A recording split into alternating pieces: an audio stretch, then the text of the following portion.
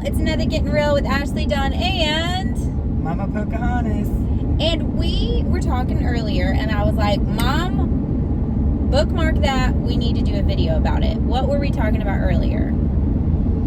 Oh, geez, no. Being a good neighbor. Yeah, being a good neighbor. Being a good neighbor. What does it mean to be a good neighbor? So first, I'm going to ask you, Mom, what are some examples of good neighbors that you've had, and what have they done for you that has just stood out and really blessed you? Well, Other people doing to you.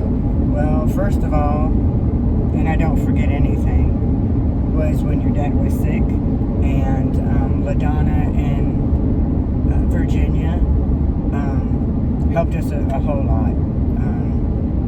They made sure that if we needed anything, that they asked us if there was anything they could do for us, and they did. And at that time, it was a hard time, so they did help us out then. And continue to help. You know, ask if we needed anything, need anything from the store. That's the only time you've ever had good neighbors in your whole life? No, I've had... So, give some examples. Well, we can go on. So, give some examples. This is Getting Real with Ashleydawn. We're talking, so keep going. Well, we'll be here for hours. So that's fine. Another time was when... what would the Heaven Saints? They were... No, that's different. It's still neighborly, like it's going out of their way to do something Right. nice, but yeah, you kind of miss the point of like neighbor. So I'll pick up because Miss Sleepy person over here is sleeping on the job.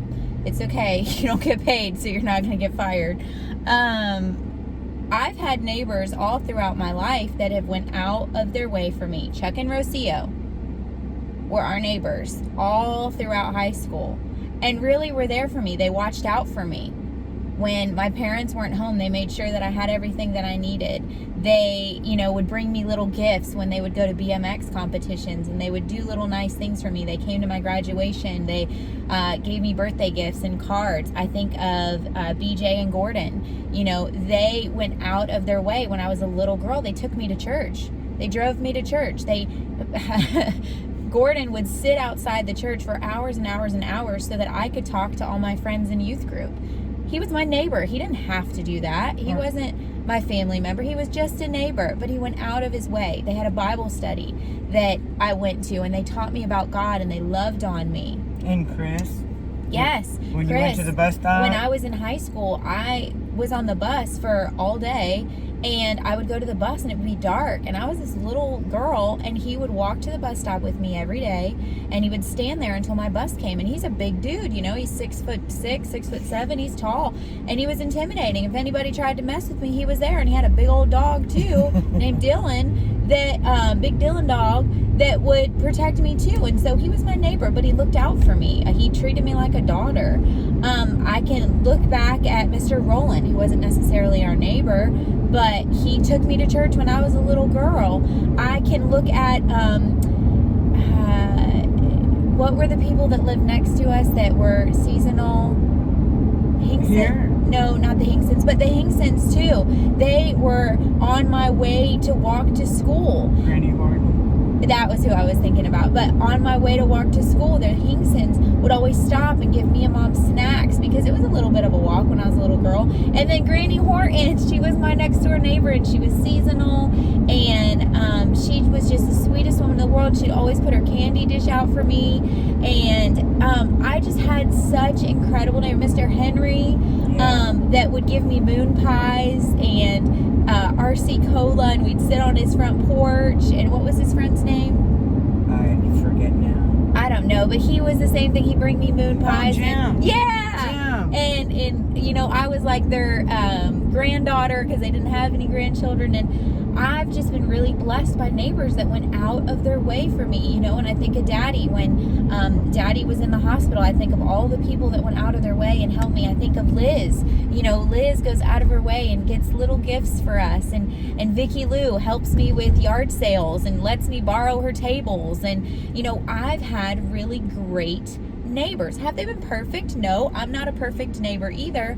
But when we've needed them, they've been there, and they've went out of their way to show God's love and God's kindness. And some of them don't go to church. Some of them don't even believe in God, but they've still went above and beyond to show God's love. I can look at, when I lived in Cincinnati, my neighbors that would look out for me. I was a single girl. I lived in an apartment all by myself. I was alone a lot. And they would look out for me. And if any, strange people came to my door, they'd text me and be like, hey, do you know who this is? And I'd be like, yeah, that's the mailman, or that's a delivery man of some kind, or that's my sushi delivery. But they looked out for me. And I just think about all the awesome neighbors that I've had in my life and what a blessing it's been to me. I think about, we have some Airbnbs around our house, and the people that come down seasonally, they've sent Mom thank you gifts and specialty soaps that they've made, and they've done special things to, just go the extra mile. And I'm so stinking grateful for that. It's like from the, I am your neighbor, lend me some sugar, oh, you got any sugar I could borrow? We make those jokes and we make those references, but really, I've asked for it. How many people really ask for sugar and their neighbors give it to them? Most, sometimes, not all, but most neighbors lock their doors and they're like, the neighbor's knocking on the door again. Marilyn and Daryl. Yeah. Our neighbors became really great friends, and we go to sushi and we have dates, and we're family. For the rest of our life, they'll be like family. Right. Having a good neighbor is just such a blessing. You think about how you meet people. Well, your neighbors live next to you, so every single day of your life, you have the opportunity to be a blessing to them. Now, on the other side of that, we've had some not so good neighbors. We've had neighbors that played their music way too loud at 3, 4, 5 o'clock in the morning. We've had neighbors that shot off guns all hours of the night. We've had neighbors that have just done stupid stuff. We have neighbors that have borrowed things without asking. We have neighbors that have parked in our driveway and ruined our grass. We have neighbors, we had a neighbor that knocked the mailbox off when I was in high school, remember? Yeah. We've had neighbors that, during Hurricane Charlie, our neighbors, we all cooked everything in our refrigerators because the power went out. We were going to lose everything, so we had a big old barbecue, and all the neighbors brought something over, and we got the guitars out, and we were jamming together. It was horrible. We didn't have power. We were all bonfires. Stinky. Yeah, we were all stinky and yucky, and it damaged a lot. But guess what? We came together as neighbors, and we helped each other out. What does it mean to be a good neighbor to you? Maybe you're listening to this and you're like, I have really great neighbors. Maybe think of some nice things that they've done for you. Or maybe on the other side of that, you're like, man, I got some really crappy neighbors. Well, if you have crappy neighbors, let that be an encouragement to you that you know what it's like not to have a good neighbor, so you be a good neighbor.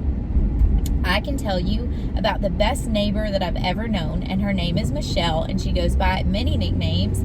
She goes by a nickname of Mommy Pocohantas, and she's sitting in my passenger seat. She is the best neighbor I have ever seen in my entire life. This woman will cut her neighbor's grass when she knows they're elderly and they can't do it. We'll cook them meals. We'll take their trash out. We'll get their Amazon deliveries for them and bring them in the house so they don't, get ruined. She'll take care of their animals. She'll take care of their kids. She'll remember every single birthday that their kids have and get them a little surprise so that they know that they're loved. Even if she don't have a lot of money herself, she'll make flower pots for her neighbors. She'll take clippings off of her flowers so that her neighbors can have a pretty garden. She goes out of her way to make sure that her neighbors are seen, celebrated, and loved. If they're going to the doctors, hey, can I pray with you? If they can't cook meals, hey, can I cook something for you? If they need any kind of help, hey, can I garden for you? Can I help you with that? Can I help you with that? She goes out of her way on a daily basis for others. She's always done it. When I was little, I used to get so frustrated. I'd be like, where's Mom? Dad's like, I don't know. I can't keep track of her. I'm not her track keeper. Go find her. Good luck.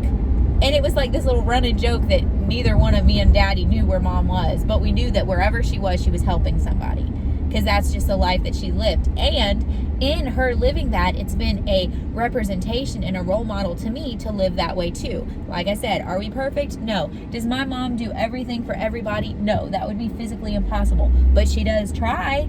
she does try to do everything for everybody, and when she's able, she does, but sometimes she can't because she ain't got enough time. But she goes out of her way on a daily basis, and I'm saying all this because she never would. But what are some things that you can do for your neighbors? List some things that you've done for your neighbors. Not in bragging about you, but in encouraging others to do things for their neighbors. Cut the grass. Yeah. Take out their trash, bring in their mail. Oh, I forgot about that. Help them bring their groceries up. If they can't go up the stairs by themselves, you help them bring the groceries up. Ask them if you're going to the store, ask them if they need anything when you're going to the store. That one's kind of hard for me, but I would walk and get it. That's another thing. She's never drove, and so she does all this with her feet, her little Chevrolets. Just ask them if they need anything. And most of the time, one of the best things that I found that has really helped was just tell somebody, "You're beautiful today." Yeah. Has anyone told you that you're loved, that you're beautiful? That goes a long way. Just that smile, that "Good morning, how are you?" goes a long way. Well, and I think about all the people that you've walked around, the neighborhood with, that maybe they've needed a friend to walk with, and you've just walked with them. You've just walked with them. I try. Or they needed somebody to go to a doctor's appointment. They didn't want to be alone, and so you sat with them. Or you held their hand when they got some bad news. Or you had extra supplies for, medical supplies, because my mom was a nurse, and so she took care of my dad, and she's taking care of a million other people too, but she had extra supplies, and she said, "Hey, what do you need? I got it." Or maybe, they didn't know how to do something. She's Mrs. Handy Girl, and she fixes everything. People's toilets have been broken, and she's like, "Here, let me fix that for you." They've needed to work on their house, and she's like, "Hey, let me fix that for you." She's been there for people when they haven't had anybody. Or if there's a single girl or a single a mom that needs some extra help, she's been there to be like, "You know what? I can help you. What do you need? You need grout done? I'll show you how. You need drywall hung? I'll show you how. You need demolition? Whatever you need. If I don't know how, I'll find out how, and I'll figure it out. Let's figure it out together." That's always been how you've been. I'm going to go over here because it's shaded. That's always been how you've been. I try. I'm not perfect. I mean, there's things I could do, more things I could do for people, but then I have to take a little time for myself when I'm that's necessary, yeah. When I'm going through something, it's not that I don't care about you or I don't feel for you.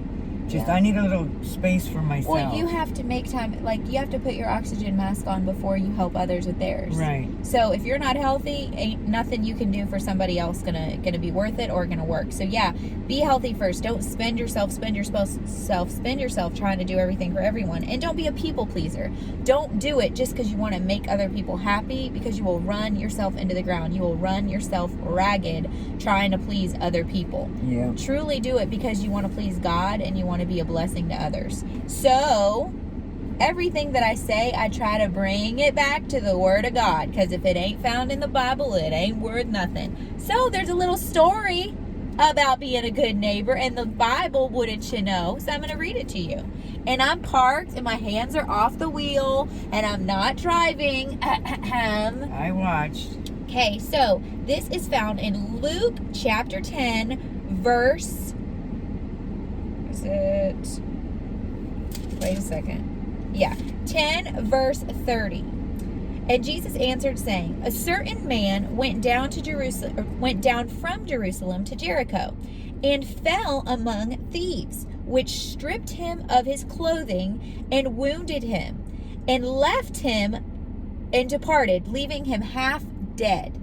So they took everything away from him. They took his clothes, they robbed him, they beat him up, and they left him on the road, almost dead." Do you have the Bible app on your phone? Oh, you didn't bring your phone. I didn't bring my phone. Because this is the King James, and I was going to try to look at it in different versions. It's fine. I can translate. So, leaving him half dead. And by chance, there came down a certain priest that way. And when he saw him, he passed by on the other side. So basically what they're saying, there was a religious leader, a priest, a pastor, a man of God, that saw this person hurting, crossed the road and walked on the other side so he wouldn't have to deal with this man that had been beaten and left for dead. That he walked on the other side. He didn't even want to walk near him. Not only was he not going to help him, but he didn't want to be inconvenienced by being near him. So he walks to the other side. And this is a man of God. This is a religious leader. This is a pastor or a priest, okay? So if you've been hurt by the church, if you've been hurt by a pastor or a priest or somebody who was supposed to show the love of God who didn't, this story is for you. Okay, so, and likewise, a Levite, when he was at the place, came and looked on him and passed by on the other side. Again, religious leader, right? I think that's what a Levite is. I'm pretty sure it is. I'll put it in my notes if it's not. Or I'll add to this video if I find out later that it's not, and I'll insert it in the middle. But I'm pretty sure it is. When he was at the place, he came and looked on him and passed by the other side. Or was a Levite a wealthy person? I'm not sure. I'll have to look I that wish you back had up. your phone. It's okay. Google, where are you? So he goes on the other side. But a certain Samaritan, which, listen, Samaritans were like the hillbillies of the town. Nobody wanted to be near Samaritans. They weren't good enough for the religious scholars and the Levites and the priests and all the fancy-smancy people, you know, back in those days, the royalty, if you will. Right. They were like hillbillies. They were like, go live over there. We don't want to deal with you. You're not one of us. You're dirty. You're unclean, right? Have you heard the story of the Samaritan woman at the well? Okay, same deal. They're not fancy. They don't have a pedigree. They are not rolling around driving Mercedes, you know, and having parties at their house. People are staying away from them. They don't want anything to do with them. They're the lowest of low, okay? The broken ones. Yeah, they're the broken ones. So, but a certain Samaritan, as he journeyed, came where the man who was hurting was. And when he saw him, he had compassion on him. Why do you think the Samaritan had compassion? Because other people had walked by him. Because other people had overlooked him. Because other people had not treated him fairly.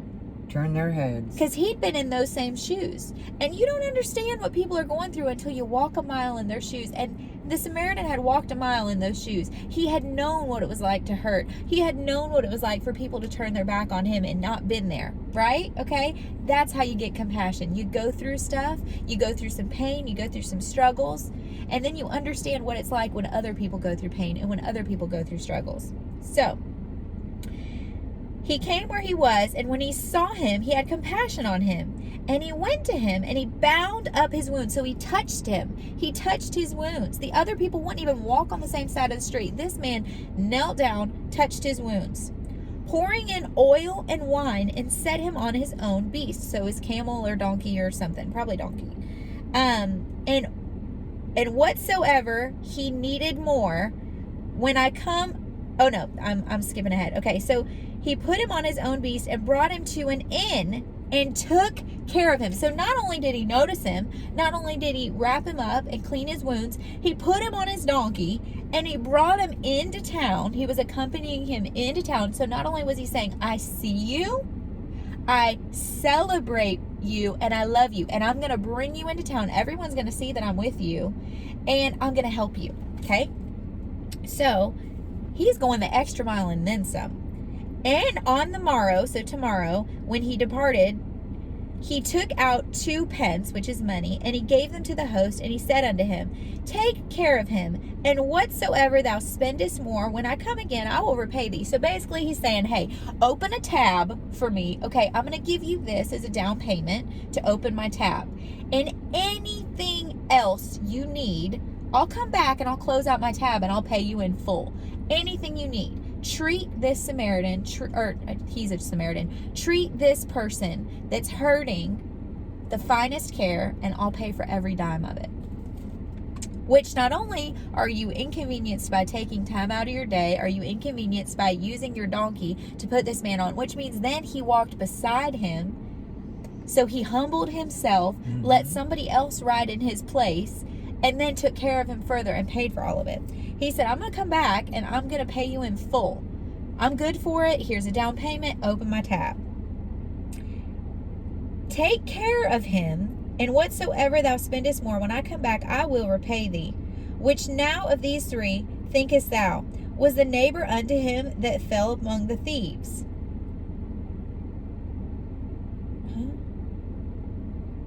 Oh, okay. So, and when he said, he showed mercy on him, and then said Jesus unto him, go and do likewise. So basically, what you see me do, you do. I want you to go and then do for others. Now it came to pass, as they went, that he entered into a certain village, and a certain woman named Martha received him into her house. And she had a sister named Mary, which also sat at Jesus' feet and heard his words.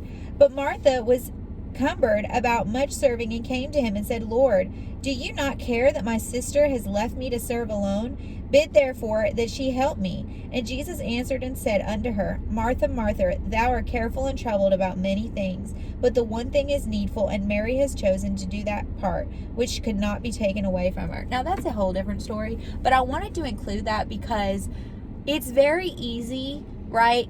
Martha was pointing fingers in the Bible at her sister Mary, because Mary was doing something that she didn't think she needed to do. Martha had a whole little idea of what she thought Mary should be doing. And Jesus was saying, no, Mary knows what she's doing. All those religious leaders that walked by the broken man on the side of the road had all these ideas of what people should do and shouldn't do. But the Samaritan did what they wouldn't do. The Samaritan showed Jesus' love to them, and compassion and mercy and kindness and grace. Mary was doing what was more important. She was sitting at God's feet, but Martha didn't understand it. Martha didn't know why she was sitting at Jesus' feet. She was jealous. The Samaritan, we could go into that. She could be jealous, she could be envious, she could be mad, she could be bitter. There's a million different things, but I'm not tying that to that. So the Samaritan went out of his way to show love and kindness to this broken man. All those other people, those religious leaders, those wealthy people, those high ups, were looking at him like, you idiot. Why are you doing that? Why are you taking your money and your donkey? Why are you doing all that for him? He doesn't deserve it.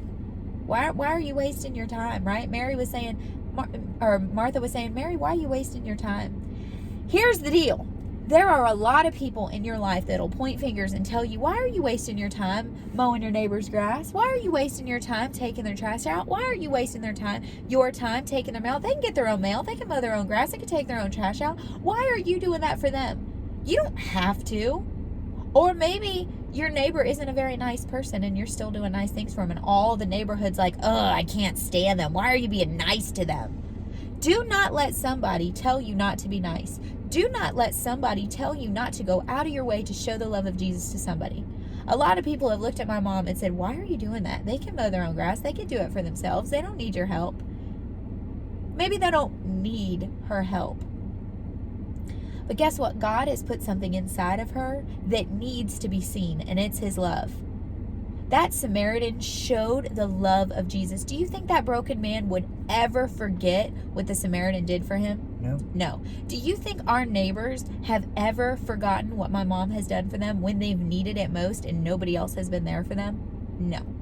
Do you think I have forgotten it when my neighbors have went out of their way to do nice things? No, I haven't. You know, I'm sure a lot of people would tell Mr. Cook, like, why are you taking that little girl to church? Why are you sitting outside the church for hours and hours and hours waiting for her to get done talking to her friends? Right. I'm going to start crying. But Mr. Cook saw a little girl that loved Jesus, and he wanted to encourage her to chase Jesus with everything that she had, to take as much time to show God's love. I would not be the woman that I am today without Mr. Cook. I would not be the woman that I am today without Chuck and Rocio and all the neighbors, Granny Horton and all the neighbors, Mr. Rowland, that have went out of their way to show love to a little girl. I have never forgot any kind thing that somebody has done for me, especially when nobody else has. I can think of our neighbors, Dan and Laverne, that took me to work because I didn't have a car. Oh, Lavon. That took me to work when I didn't have a car. Yeah. I will never forget that. Every time I see him, I thank you so much for taking me to work. That was years and years and years ago. But I don't forget it. They didn't have to take me to work. I could have got a taxi. But they did. And I tried to give them money and they wouldn't take it. No. Do not let anybody convince you not to show God's love and not to be like the Samaritan in the story. And maybe read it in a different version. This one's kind of hard to read. I've had this one for a long time. It's a King James. Maybe read it in the Message. Luke 10:30 through 42, but really through 37. You know, he says, go and pay it forward. Go and do unto others what you would want done unto you. Go and do for others what I've just showed you to do. That's what Jesus did. Jesus was a big arrow to show us how to treat others. Show love, show kindness. And if they don't receive it, that's okay, but don't change who you are. If you love somebody that doesn't receive your love or doesn't want your love, don't stop loving. If they've proven to you that they don't care about you, that's fine, but don't stop caring. Maybe, you know, don't put as much forth in that capacity in their area, but keep loving. Love other people. Love other people that do appreciate it. Don't let that stop you from loving. If maybe you do something nice for your neighbor and they don't say thank you, or maybe they complain, why'd you take my trash out? Okay, I'm sorry. I thought I was doing something nice for you. If you don't want me to do that, I won't. You know, don't repay evil for evil. If someone's nasty to you, don't be nasty back. Let's all be good neighbors. Let's be a good neighbor. And I'm not talking about State Farm, right? Like a good neighbor. State Farm is there. Yeah. With a Coke. But seriously, be a good neighbor. State Farm needs to pay Jesus for that line, because Jesus taught us how to be a good neighbor. Mm-hmm. Be a good neighbor. Maybe write down some nice things you could do for your neighbor. Maybe write some cards and put them in their mailbox, and just encouragement, letters of encouragement, and just surprise them. Well, you better put a stamp on it, because you'll get in trouble. Oh, yeah, I forgot. Maybe don't do that. I don't want to get in trouble with the post office. Maybe put it in their door. Maybe put it on their porch. Maybe There you go. do something nice. If you have a fruit tree in your backyard, take some fruit off of it, stick it in a basket, and bring it to their house. If you're cooking some extra food, you know, make a little to-go box and bring it over to them and let them know, like, hey, I don't know if you like this, but I was just thinking of you. Do something nice for your neighbors. Be a good neighbor. It makes all the difference in the world. And maybe if you don't live, like, you don't have a neighbor, like where we lived on the farm, it literally was just family and there were no neighbors anywhere because it was just farmlands. Maybe drive into town, and the person that you always see when you go to the grocery store, or somebody that you always see at work, or somebody that's in your proximity, right? It doesn't necessarily have to be a neighbor that lives close to you if you live on a farm and you ain't got neighbors. Somebody that's in your life, somebody that's in proximity to you. Like you said, you know, the Heaven Saints motorcycle club that my dad was a part of. Motorcycle Ministry, yes. They went out of their way for us. They lived in Tampa, and they drove all the way down here. And some of them lived in Jacksonville, in northern Florida, in Tallahassee, and they drove down here. Some of them lived from South Carolina, and they drove down here. Yeah. To help us, to be with us, to encourage us. Who do you know? How can you be a blessing to those people that you know? Do that. Do that. Be a blessing. I hope this encouraged you. It encouraged me. Did it encourage you? Yeah, it did. Praise God. You are loved. I love you, but more than anything, God loves you. And God has good plans for you. And part of those good plans are for you to be a good neighbor. You are seen. You are celebrated. And you are loved. Don't ever forget that. And don't ever stop showing others that they're seen, celebrated, and loved too. You don't know, your neighbor may be struggling with depression. Your neighbor may be struggling with mental health. Your neighbor may feel like nobody loves them, that they're all alone. Yes. Your neighbor may feel, and especially with, you know, the pandemic and the lockdown and everything, like, yep. Your neighbor may be feeling really isolated. You never know what a little letter of encouragement, or a little box of fruit, or box of chocolates, or whatever, or a few kind words, yeah, could show them, like, hey, I see you. Or maybe when you're getting in your car for work, say good morning. Say good morning. Say, hi, how you doing today? I hope you have a great day. Or when you're coming in from work, hey, good evening, I hope you have a great night. It's so easy to be in our phones, or like in whatever we're doing, or maybe we got groceries, or maybe, you know, and be like that Levite, be like that priest, and walk on the other side of the road. Avoid people, right? Avoid people. Oh, yeah, I'm busy. Or we get out our phone and we pretend like we're on the phone so we don't have to talk to people. or we act like we're, inconvenient so we don't have to talk to them. You don't know that one word that you speak to them might change their whole life. Or their day. It might. Be a good neighbor. Go out of your way to show God's love. And if you're like, I don't know who God is, I just watch your videos because I think you're funny and I want to see what kind of crazy clothes you're wearing. Hey, that's cool. You're welcome here. I love it. All of you is loved by God, even the parts that don't know God. God loves you, regardless if you love him, regardless if you know him. His love is forever for you. No matter how jacked up you think you are, he loves you. Even more than you think you're jacked up, he loves you. He's that Samaritan that's